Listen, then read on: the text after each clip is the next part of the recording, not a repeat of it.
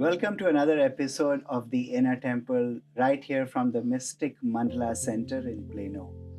As we have ventured out to bring to you as many healers, guides, and empaths who are working quietly to change the very fabric of our society, a society that is overrun and stained by so many issues where collective consciousness just keeps falling further down each and every day.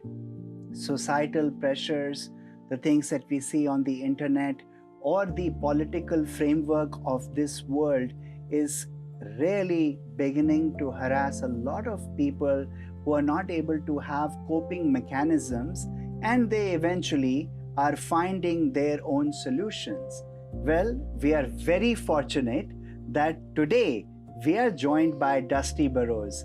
He's a licensed professional counselor, supervisor, and licensed chemical dependency counselor specializing in trauma, addiction, and co-occurring disorders. Dusty is a part of the clinical team at the Enter Health Ranch and the founder of Reuminate Counseling, where he blends evidence-based approaches like EMDR, ACT, CBT, and ART with a deeply human, compassionate lens. His work is rooted in one simple belief that no matter how far someone has gone, healing is always possible. Welcome, Dusty. Thank you, Vijay. It's nice to be back in this room again. Yes, I know that it's been years that you have been a part of the Mystic Mandala community, supporting people with the recovery dharma. Yes, yeah, it's been quite a bit, and it feels very familiar, and the energy's always good. Yeah, those were good days, and they still continue to be good days for so many people that are struggling with addiction issues and some sort of trauma that they are not able to. I think one thing leads to another. Trauma leads to probably addiction. And I think that you see it almost on a daily basis, regrettably. Every single day, yes. That's not the best. I mean, I would hope that one day we'll just sit here and you'll say, I'm not saying anything anymore.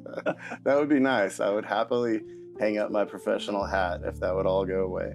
So your professional hat, and there is so much to unpack here. And I know that, you shared an email with me last week about all the things that you're doing in the world of psychotherapy and in the world of healing with both conventional and non-conventional methods. So even before I go into these terms that I'm very curious to know how they impact a person's life, tell me, how did it all start for you? That's a great question. It goes all the way back to 8 years old. I used to attend AA meetings with my grandmother. She was in long-term recovery from alcohol addiction. And I became very familiar with addiction early on because of her story and because of my own father's addiction story. In fact, I was in treatment for drug and alcohol use at the young age of 13 in 1989, right? I went to a charter hospital here in good old Plano, Texas. And one thing I learned from that experience, and I was still just a baby, is I really like this. I really like engaging with people. I love therapy. I love sitting in a group of people talking about their thoughts and feelings. And I'll always remember that as kind of the seed that led to what I do today. That's a fascinating journey when you say that it started at the age of 13 for you individually. That is a way too young age for anyone to be in a mess or even an exploration with drugs and alcohol. It sure is. Looking back on it now as a father myself, I can't imagine my children doing the things that I was doing at 13 years old. In contrast, our family was very open in talking about addiction because it runs in our family for generations. But interestingly enough, talking about addiction doesn't deter young people from experimenting. It doesn't change the fact that they go through things. They're part of families with addiction. But when I was ready to get help, I knew where to look. You were fortunate, Mhm. and there are not many people that are fortunate. So you decided to take this on as a profession. Yes, yes. I remember engaging with a therapist at 13. His name was Gary. I still talk to Gary, you know. His name's Gary Carpenter. He was a social worker, and he's retired now. But I kept in communication with him over the decades, and he made such an impact on me. And oddly enough, when I went to college at Brookhaven, in my tour of different colleges around the state, his wife was actually my guidance counselor, just happenstance. It's a small So world, huh? the universe kept putting these people in front of me and kind of show me what my path was going to be. And then it all started for you. Mhm. Uh, I knew at that time, I remember being in counseling at 13 and being in treatment. I mean, again at 15, that I wanted to be a counselor one day, but I needed to grow up first. You know, and I was like, this is what I'm going to do. you know, when we look at the Western world, when we look at the overall way that our economy and our society and each city community is evolving, um, I feel that one of the bigger challenges is that people are living in bubbles. I come from India, and in the eastern part of the world, when you step out of your apartment, there's a person in the elevator, and I always share this story with people. And if you're in a bad mood, the elevator guy, his only job is to press buttons and to bring you down to your floor. He's going to ask you why you're so grumpy. You step out of the elevator, your driver is going to ask you, is everything okay? You don't seem to be, doing good today. The watchman of your community apartment building is going to ask you, everything all right, boss? So there's a lot of scope for people to share Mhm. where they are mentally, or those little things then can add up to a larger life situation. Here I see that there are not too many people, because we have lost A, the ability to speak, and B, people don't want to listen. So I feel a person like you who has experienced this at such an early on age, where counseling meant that you could speak to someone and you could speak your heart out. Do you think that the counseling that you do per se, and everybody else is doing, has a valid place in society now? I do. I think it helps give people a voice. Yeah, once they enter that counseling space, I'm going to help you find your voice and develop that voice. And you might not have ever had that voice before. Sometimes people have a voice and they lose it because of traumatic and abusive relationships. COVID was a perfect example of, or people might not have been so isolated, and then they're put into a position of isolation, and they have to re-engage, and they don't know how. And so what we do is help people re-explore and rediscover what that voice is, and then we have different stages of life. I work with a lot of people, and they start really struggling when their kids leave home and go off to college, or maybe they go through a divorce or retirement. Working with men and women, they work their whole lives and they're successful, and then retirement comes. Like, what am I going to do with myself? I don't know who I am outside of this job, because that has become my identity. My voice is that of a supervisor or owner or CEO, and now I'm just a guy out here living in retirement. That's very, how do you say, it's very common to see all of this. Mhm. So people are hurting, but they may still not have the language to speak to you. Do you think that they would be intimidated to come to you or to any other therapist because they don't have a voice? How do you create that in them? I think, that's why the universe creates these circumstances, and then people need help. They don't necessarily want it, but they need it. And that gives us the opportunity to provide that. Because most people, given the opportunity, they're just going to stay and live their life and not going to reach out to strangers to ask for help. But because I'm hurting, because my life's falling apart, because I'm experiencing addiction or a tough breakup or grief and loss, I can't handle this myself. And I'm kind of forced into rooms with therapists like myself or people that help people like yourself. And then we help rediscover that, and that's exciting, to help people self-actualize, that you can be a different person at 60 than you were the previous 59 years. That's the exciting part about kind of having these new chapters. Who have you wanted to be? Who do you want to be?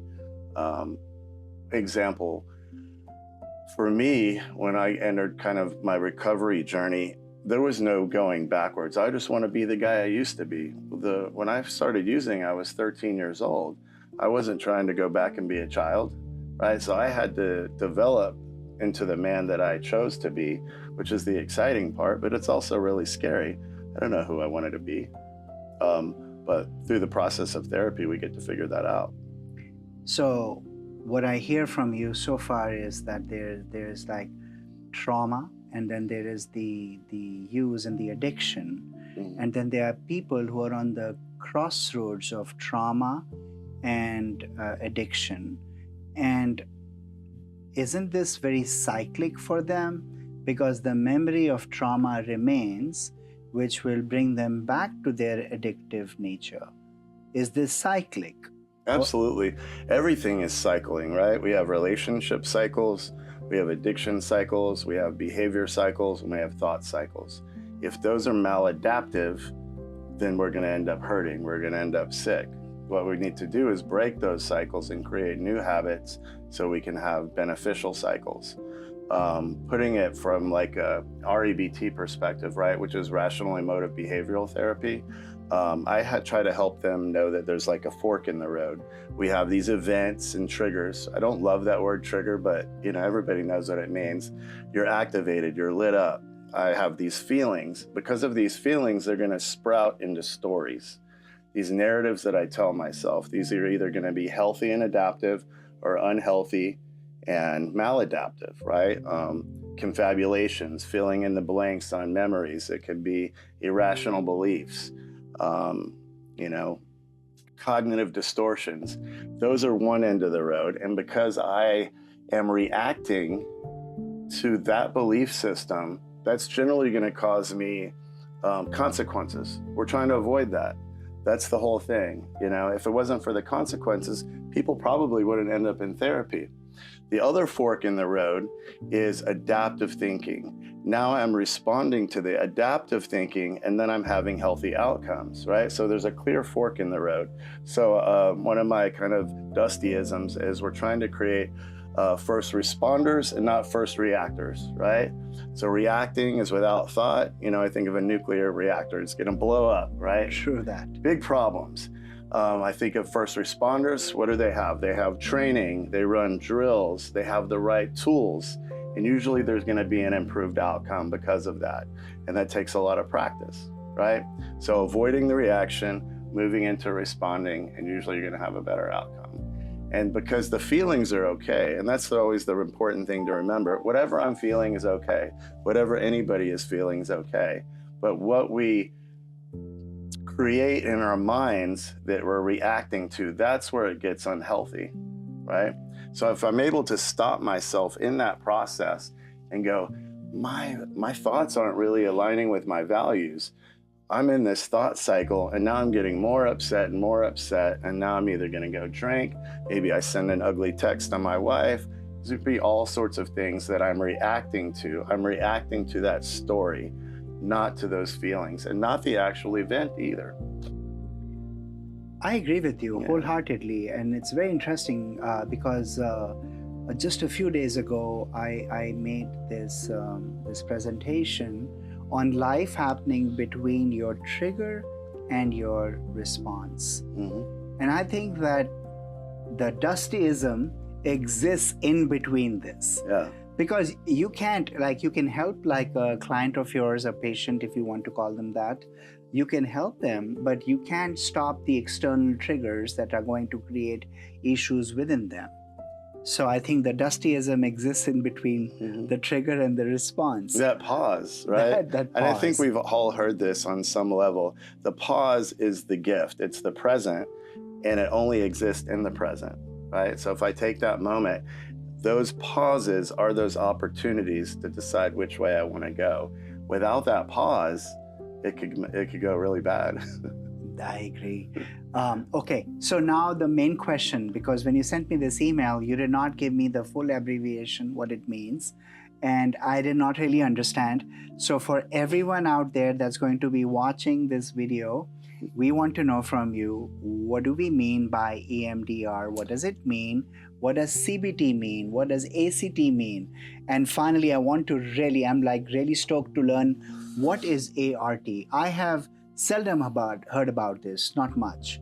So please, one by one, everybody wants to know this. Okay, we're gonna roll down the acronym Rolodex, right? Right. So EMDR is a modality using buzzers, little vibrators there, and we use bilateral stimulation. Bilateral stimulation is similar to REM sleep, where your eyes are going back and forth. So we're kind of biohacking you into kind of a REM-like state, right? It stands for eye movement and desensitization reprocessing. So when I've had an event in my life that's been traumatic, I've already processed it, but I did it in a way that was maladaptive. So whenever I think about it, or if something reminds me of that, maybe I have a big body response, right? Maybe I have some traumatic stress. I'm walking around, I'm very hypervigilant. And for those of us who don't know what hypervigilant means, the clinical definition is waiting for shit to pop off. That's what I always say. It's just when you're walking around waiting for something bad to happen, right? And so I take something like that, we take a memory and we're gonna reprocess that again in a way using bilateral stimulation to where I don't have those big body responses, and it might send me into a space where I'm unsafe.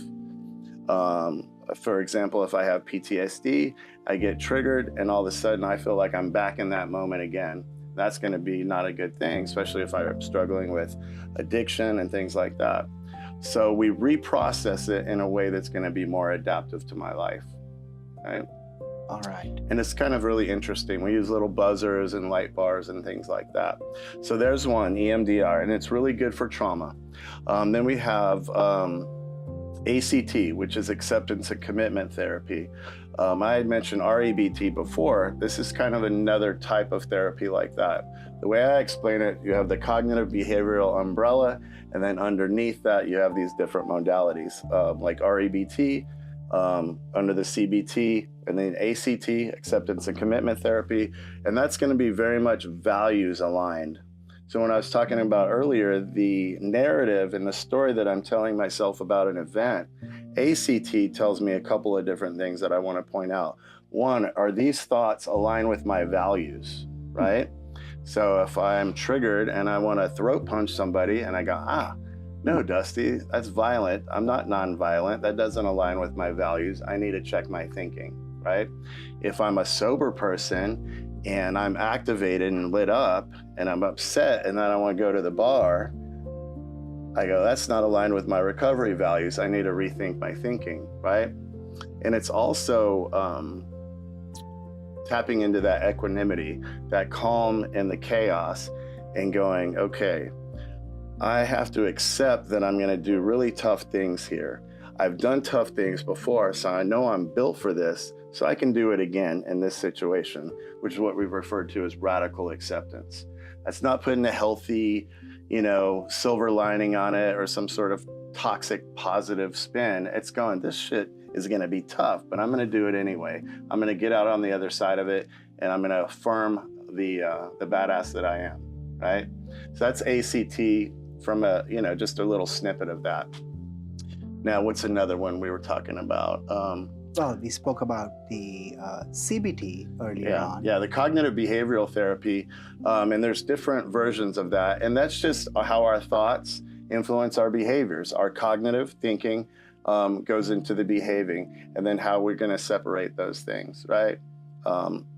And so CBT, REBT, ACT, and then even DBT, which is dialectical behavioral therapy. So all of those different things, what I do when people come into therapy and I'm trying to give them some tools, what's good for all those things we just mentioned is I help you get the tools. I give you the framework, but you don't need me following you around every day going, here's your CBT, here's your, use your REBT, even though I do give people bracelets that say my brain lies to me, and then REBT that shit, right? So those are good reminders to use your tools, right? Because you don't need a therapist walking around with you all the time. You get the framework and you practice it from the time you get up till the time you go to bed. And what's cool about it is how when you develop mastery, this isn't a tool that you use anymore. This is your framework for thinking. My daughter used to tell me all the time, Dad, you're talking to me like a therapist, right? And after years of this, she's finally realized, well, that's just how Dad talks now. It's not a hat that I'm putting on. This has just become part of who I am, how I think, and how I process. And that's when we know we've kind of mastered it. And when I say mastery, it doesn't mean that I still don't get triggered and lit up and activated and upset. But now, because I have this framework of thinking, I avoid these consequences, right? And I am able to go into healthy circumstances as opposed to having to clean up the mess from the consequences I've created because of my reactions to maladaptive thinking. So is ART like an accelerated way of approaching this? Or? So ART, it's a great question. So just like EMDR is something I have to sit down and do with a therapist and take some extensive training and practice. And it's really good for trauma and addiction stuff. ART, as we mentioned before, is something I just got trained in. It's called Accelerated Resolution Therapy, and it says it right in the name. It's a fast track to resolving, right, trauma. And what's interesting about it is we can jump right in, and there's not a whole lot of buildup to it. And why it's really good for trauma therapy is you can sit down and engage with me and we can do ART, but you don't have to tell me the details of the trauma. You know them, right? And what I'm going to be doing is asking you what kind of feelings are going on in your body, and then I walk you through this long script, and we're going to take these difficult memories and we're going to kind of paint over the images that you get in your head. We're going to move out those really difficult body sensations, and at the end you're going to be left with a happier kind of healed feeling. And when you get those triggers, you might remember the facts of the situation, but the images are going to be new, and the images are going to be designed by you, not by the therapist. I'm just here to walk you through the process.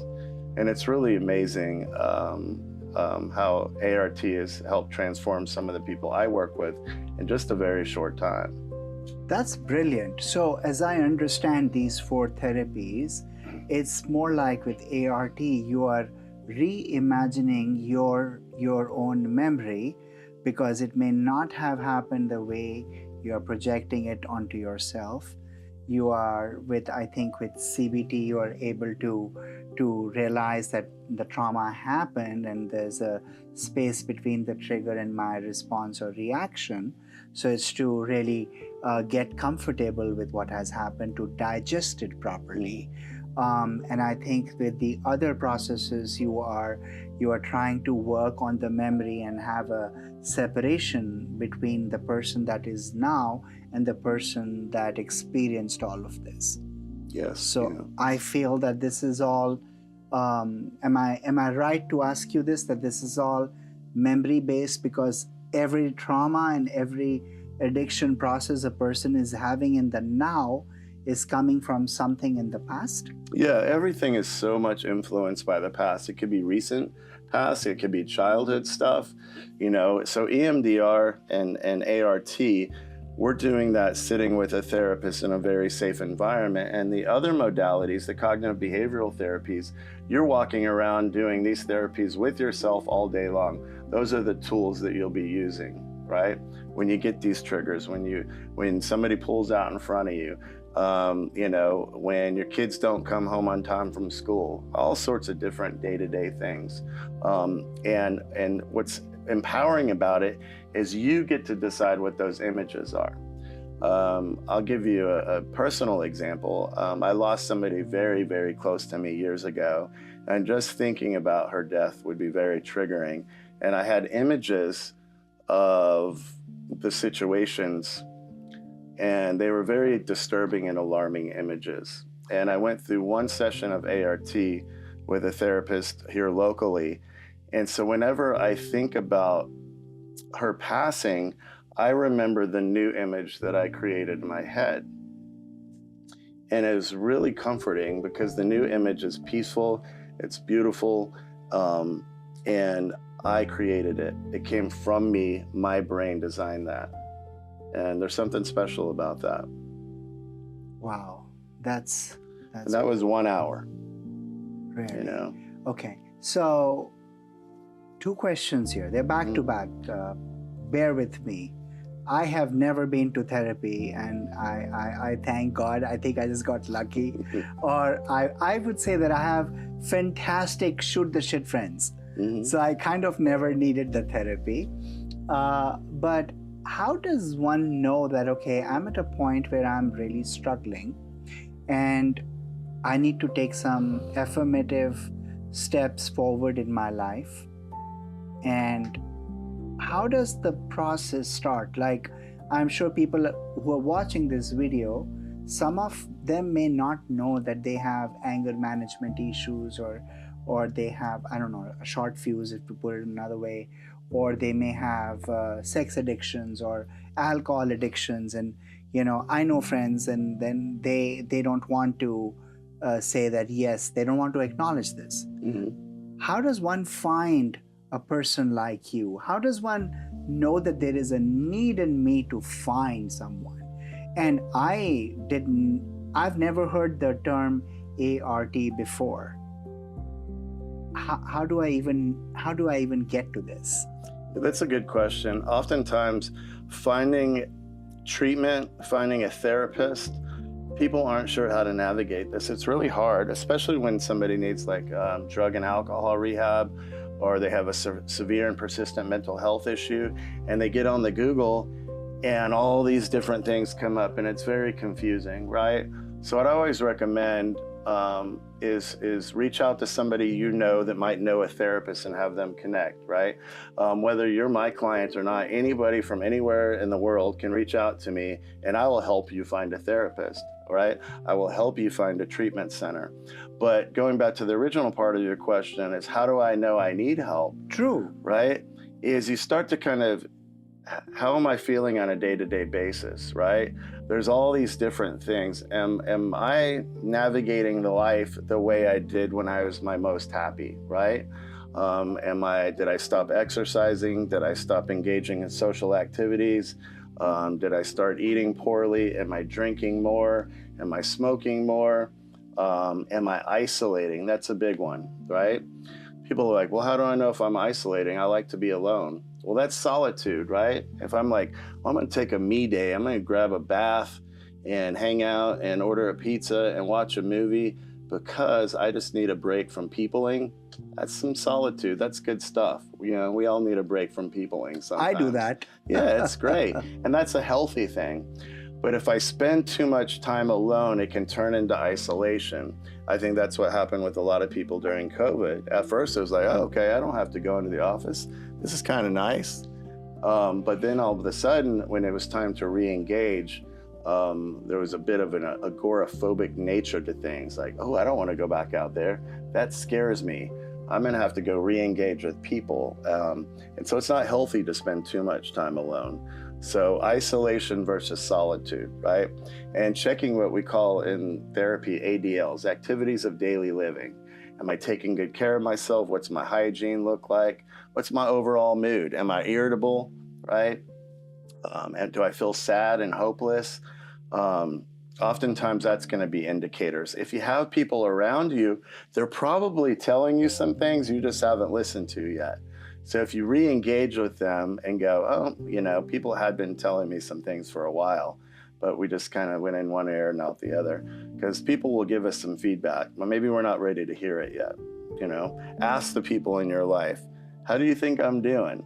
Usually we are experts of ourselves, right? True that. Looking from a person-centered therapy, you're the expert of you, right? I'm just here to help give you some feedback about what you kind of probably already know about yourself, and maybe you've never asked for feedback before. Because in our own minds, we will minimize, right? We'll try to think it's not so bad.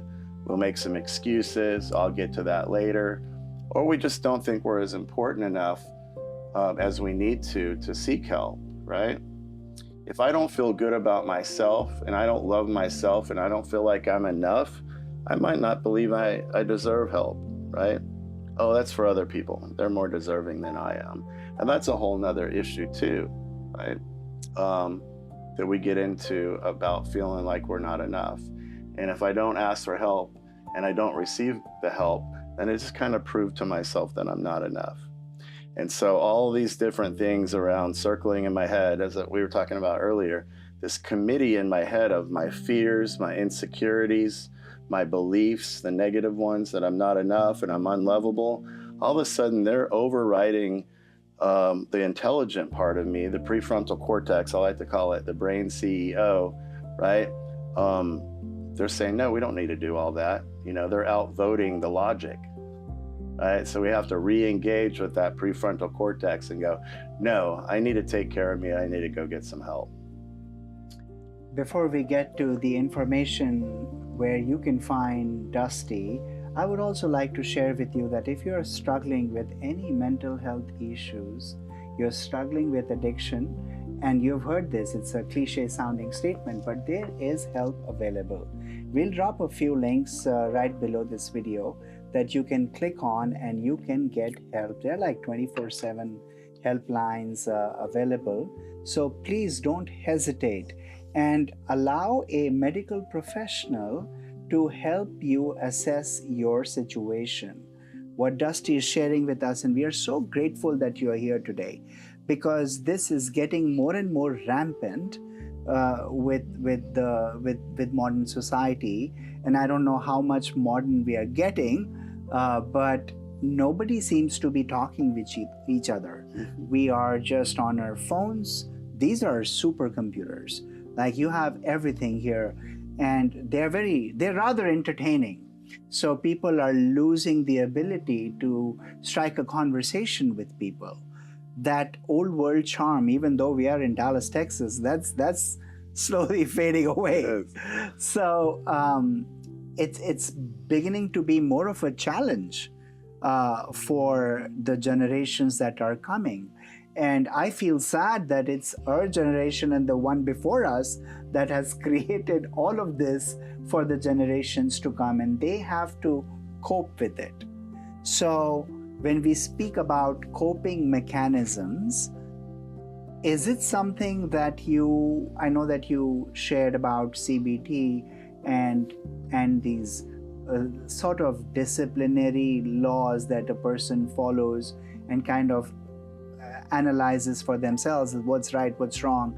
Should I go inside the nightclub and get a drink, or should I get into this fight, so on and so forth? You're setting what is right on the bowling alley, those guardrails, right? So that the person may stay on track. But then again, how does one continue to be on the path? Is therapy a lifelong situation? Or are there groups that a person can be there forever and ever till they feel very comfortable? Please share more about that. That's a good question on the lifelong journey. I think, we're always going to be challenged. So I think being on, a lifelong journey and a pursuit of wellness is going to be really important. I'll give you an example on timelines. If somebody comes in and they aren't severe enough to need to go into like an intensive outpatient program or a residential treatment program, oftentimes I'll see them every week, right? But I don't need to see them every week for eternity. When they get stabilized and they start, building up some confidence, we can move to every other week and sometimes monthly. And then sometimes people just check in every couple of months. what I suggest to them is don't just stop coming cold turkey. If this helped you get well, keep doing check-ins every so often, and I give them the option how they'd like to do it. And within that structure too is I'm going to have suggestions. One is daily maintenance. How do I keep myself healthy on a daily basis, right? So starting out in the morning with some prayer or meditation, little exercise, setting micro goals for the day, right? Affirmations. So that's something I'm going to do every morning. It can look however I choose for it to look, because it's my recovery, it's my journey. And then a big part of that is checking in with yourself throughout the day to be present. I don't know about you guys, but back in the day, I'd pop up, throw on my glasses, look at my phone, leave for work, and then 9 o'clock, 10 o'clock comes around and I'm in bed again. I missed the whole day.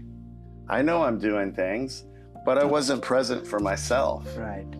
And that's sad, and if I'm not present for me, I'm not going to be present for the people in my life, my children, my girlfriend, and my mom, and my friends. So to re-engage in the moment as often as I need to, that becomes part of my process. And then the PM part of the maintenance, we have the AM and then we have the PM. So the PM is like, how did I do with staying present today? I'm going to affirm myself again, and I'm going to, go through my checklist of my micro goals. Did I go to the bank? Did I get my oil changed? Did I have some mindful moments today? Did I eat healthy? And affirm all of those things, because those are very important, right? And then do my prayer and meditation again. Now, if there was some barriers, I didn't get that stuff done, and this is important too, is to identify what the barriers were to getting my goals done.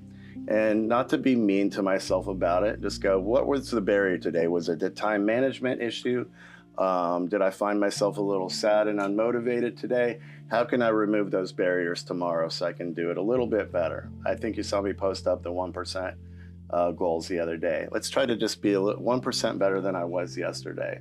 Not trying to set any records, and the only person I'm competing against is me. So I think the therapy is the huddle in between the work. The real work gets done in between therapy sessions.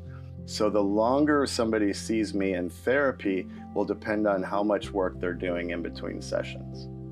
If they're just kicking butt, they're going to have a lot less therapy in their future, right? And I want that for them. I'd rather them move on and pop in once a month and they can tell me how good they're doing and how they're improving than have to see them every single week for 3 years, because they're not doing the work in between. And hopefully we're identifying what those barriers are. Is it medication? Is it their relationship? Because it's not always internal factors, right? Sometimes they're coming in for therapy in a safe environment and they're going back into an unsafe environment. You see that a lot with children's therapies. I see that a lot working with women, especially. About 60% of my practice is women, and I'm honored that I get to work with these women, but oftentimes they're going back into unsafe relationships, It has a special place in my heart. When my mom left my father, we lived in a women's shelter. So I saw some really ugly things then. And because these women were in horrible relationships, being beaten by men in their life, right? And so sometimes folks don't know that they're in abusive relationships, and men get in them too, and so like, okay, you're going to have to continue to come to therapy, but we're going to have to start setting some boundaries. We're going to have to make some exit strategies. We're going to have to do some things that are going to help get us safe, physically safe and emotionally safe and mentally safe. Otherwise, it's going to be really difficult to heal in a sick environment, right? It's not unsimilar to trying to do therapy while you're in active addiction. If I'm high and I'm using and I'm dysregulated, but I'm coming to therapy every week, how well do you think that therapy is going to do, right? And so, and that happens more often than not. So we do what's called harm reduction techniques when it comes to addiction.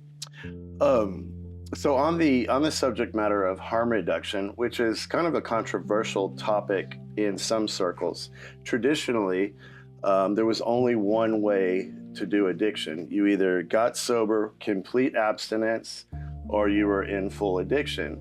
And now we have things like harm reduction, which I subscribe to wholeheartedly, right? Not everybody is ready to quit 100%. If you look at college populations, for example, you try to tell a 21-year-old kid who just got the ability to buy a beer, he can't ever drink again for the rest of his life. That's a tough sell, isn't it? It is. That's going to change his whole college experience. Or, you can't ever smoke weed again. Now, sometimes what's more palatable to these young people is, let's take what your behaviors are and let's try to minimize the risk. So I use like a calendar technique and say, okay, I want you to start tracking how many, for example, beers you're having each day. And we're going to look at that through the course of the month, right? And then we're going to talk about what the consequences are. How do you feel? Are you missing classes, etc.? Now, they may already have that data coming in. So I get to see, where are you willing to reduce this to? Let's say, why don't you pick 2 days a week that you want to drink with your buddies? I can do that? Yeah, you can do that. Okay, let's do 2 days a week, 2 days a week, 2 days a week, 2 days a week. There's 8 over the course of the month. You pick that, right? And then within those days that you've chosen, how much are you usually drinking in a night? Well, Dusty, 12, 13, 14 beers? That's a bit excessive. Why don't we get it down to 6, right? You got a nice little buzz, you can catch an Uber home, you're having fun with your friends, you feel like part of it. Okay, I'm willing to try that out, right? And we'll see how well they do with that. And this isn't gonna work for every person, right? Because somebody might come into my office and they already have a physical dependence to alcohol. Then they're gonna need a higher level of care. And that's when the body needs that, right? Whether it's heroin, alcohol, benzos, the body has to, otherwise you could have seizures, cardiac arrest, etc. Also want to address the idea of addiction versus dependence, right? There is a difference here. I can become dependent on insulin, but I'm not addicted. Addiction or substance use disorder is characterized by a checklist of criteria that are consequences. Am I using more to get the same effect? Am I having legal issues? Am I feeling sick? Is it having relational and legal problems, right? That's addiction. It's based on consequences. I could be dependent on something without being addicted to it. Now, I can have some consequences, but I might not have reached dependence yet. So the idea of drug and alcohol use is more complex than I think people allow it to be. It's not as simple. And we have some gray areas there. That's why we get into harm reduction. So we look at these different techniques and then we go from month to month. What does this data look like, right? Are you able to reduce the amount of harm? Are you showing up for classes? Are your relationships okay? Are you passing your classes? Then maybe we got down to 6 beers twice a week. Well, let's maybe go down to 4 nights a week, right? Or four nights a month rather. And so they feel empowered to make these decisions for themselves, as opposed to mom or dad or somebody coming in and go, no, you can't drink again. In fact, you need to be a sober person. That's a tough sell. And that kind of also leads me to what we were talking about a little earlier. What's sobriety and abstinence versus recovery, right? Sobriety is a gateway to recovery. You can be sober and abstinent with no recovery. I'm sure we've all met people that don't drink. They're still jerks, right? They're still unhappy. That's true. They're still restless and tired and irritated. They're not in recovery. They're just sober. In AA, they call them dry drunks, right? And so if you're sober and you're still miserable, I don't know I'd go back to drinking where I was at least having some fun. But sobriety is the gateway to getting that healing, that recovery life that you want, right? So you can say, I've recovered now from this problem with alcohol because I did the work. I went to therapy, or I worked steps, or I attended Dharma. There's so many options out there now when we talk about these multiple pathways. What we're searching for is a recovery life, right? A life recovered from substance addiction or from trauma, right? True. And so empowering people to make their own choices of how they want to navigate this pathway to recovery, and not just focusing on the abstinence. back in the 80s, you know, it was kind of like, well, if you stop drinking, stop using drugs, your life's going to magically different.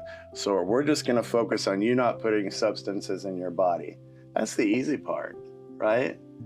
Then we started to figure out the co-occurring nature of addiction, that there's trauma involved, there's depression, there's anxiety. All of these things are kind of in one big pot of messiness, and we have to sort out this chaos. You know, I remember being in treatment at 15, you had the psych ward, right, which everybody's on one side, right, and we're peeking over, and then there's the druggie ward, right, and they had you separated, right, and what we figured out with in adolescent treatment and in adult treatment is the same interventions work for both populations. And there's nobody out there with an addiction that doesn't have a co-occurring disorder of some kind, whether it's something as common as anxiety or depression. So to only treat the substance use is missing the point altogether, right? That's beautiful. Solid explanation of the pathway from being or becoming sober to true healing. Mm-hmm. And it's going to take some time. And that's quite all right. After all, we have a whole lifetime here, right? So that's beautiful. So we spoke about many things today, but we missed out one thing. How do people find you? Where do they go to get to Reuminate? Please share that with us. Oh, that's a great question. So I have a website. It's kind of under construction, but you can reach out to me on there. It's reuminate.com. You can also find me on psychologytoday.com. Just type in Dusty Burrows. I'm in West Plano, over by Willow Bend, which is Reuminate Counseling and Recovery Services. Reuminate is kind of my proprietary blend of therapy, you know, and it incorporates a lot of non-traditional things. I do work with ketamine. I work closely with a company called NeuroGlow, where people are out there utilizing Spravato and IV ketamine. For things like treatment-resistant depression. Maybe they want to get off certain medications, trying to reduce cravings and things like that. So that still carries a lot of stigma in the community, especially in the substance use disorder community. I'm a big advocate for psychedelics, you know, psilocybin, ibogaine, MDMA. These things are gaining a lot of traction globally, but we're still behind the 8 ball here in the United States. I know recently there was some moves made by the current administration where they're going to try to fast track some of this research, namely to help some of these veterans with PTSD. I mean, we're losing veterans 22 plus a day to suicide. It's about time we do something different, right? We're losing more people to drug overdoses and suicide these days because we're doing things the same way and it's not working. So let's try, you know, giving psychedelic research a try, psychedelic therapies. And of course, it's not for everybody, right? But a lot of people are being healed from their addictions, from these brain resets through some of these drugs. It's worth giving a shot. And people say, well, there's not enough research. Well, let's do more research. Let's create more accessibility so people can access these medicines safely, affordably, and most of all, legally, right? We don't want people out there seeking healing and ended up in handcuffs, right?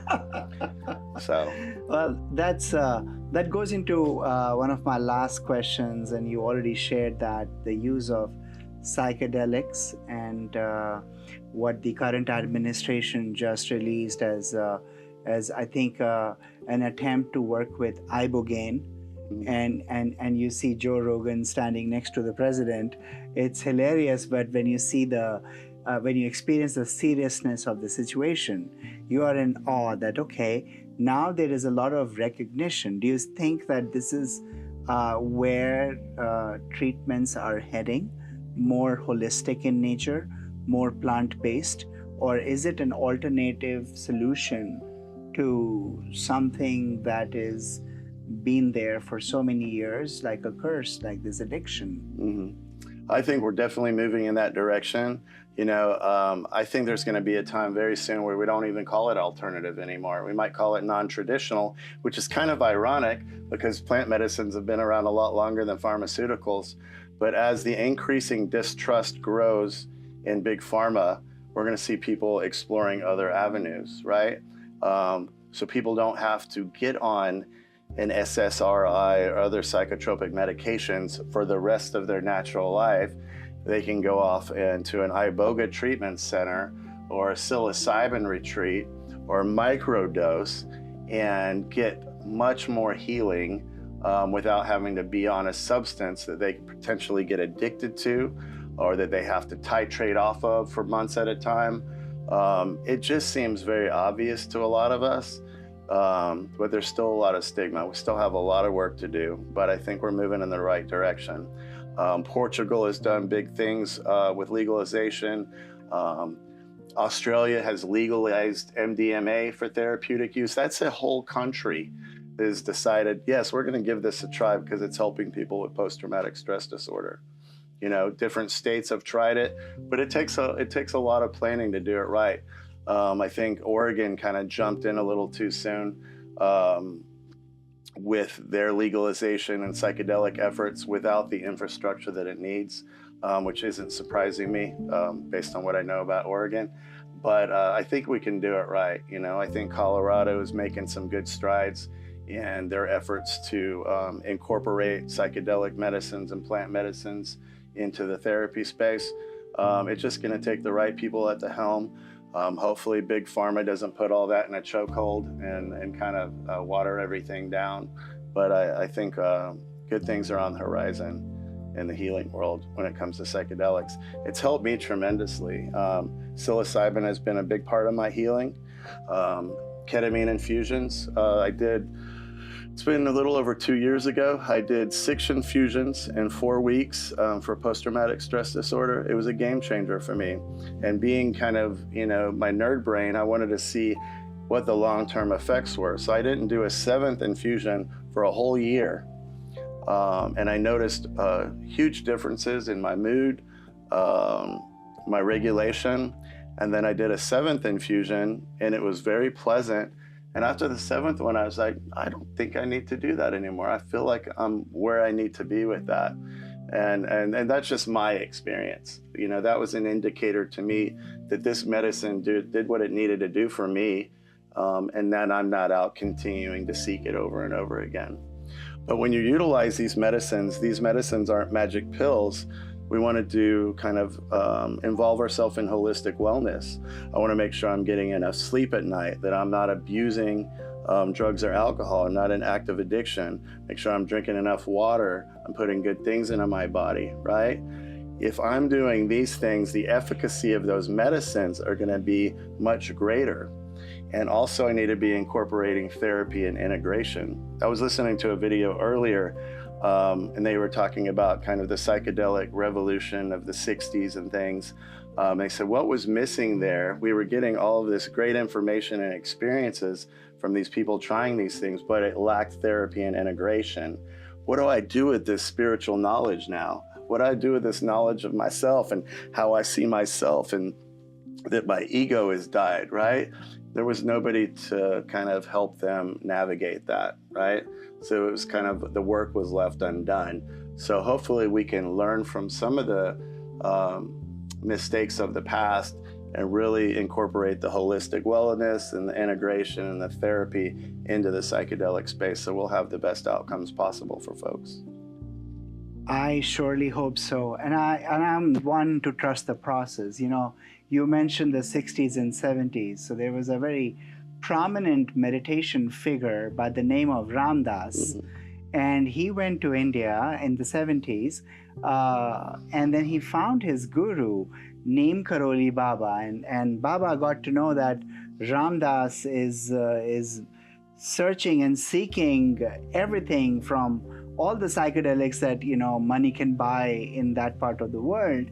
And he took a bunch of the pills from Ram Dass and he just took all of them all together, and that would have been the death of any ordinary person. Should not do that. But he said that all the joy that you are seeking, all the chemicals that you're seeking, your body produces in the right amount every day, all the time. And I think that's what you're bringing people back to. You're helping people come back to center, and all the various things that you are telling us, and sharing your knowledge on the various techniques, whether it is ART or ACT or CBT. It's beautiful, as Ramdas would have said, one mountain, many paths. And you are there, and we are so honored that you would be able to be readily available to those in need, as there are several other people. So, folks, I think that if you want to start that journey, you have to stay focused, assess your daily situation. It is like the God of small things. Your problems can be identified in your very nature, what we call in Sanskrit dincharya, or your small daily habits. They will tell you if you are slipping and sliding. Ask the near ones, ask those that you hold dear, ask them honest questions. Re-evaluate yourself whether you have emotional disturbances or mental health issues or substance abuse. Help is available. And we had one beautiful divine being here, Dusty Burrows, who's right here in Plano. You don't have to go too far. We are dropping the link in the comment section or the description. You can find him. We found him. You can find him as well. Dusty, thank you so much for coming. Thank you so much. We appreciate you so much. And thanks for what you're doing here in the community. I think it was Ram Dass said, in the spirit of just showing up for each other, we're all here to walk each other home. Fantastic. Love that.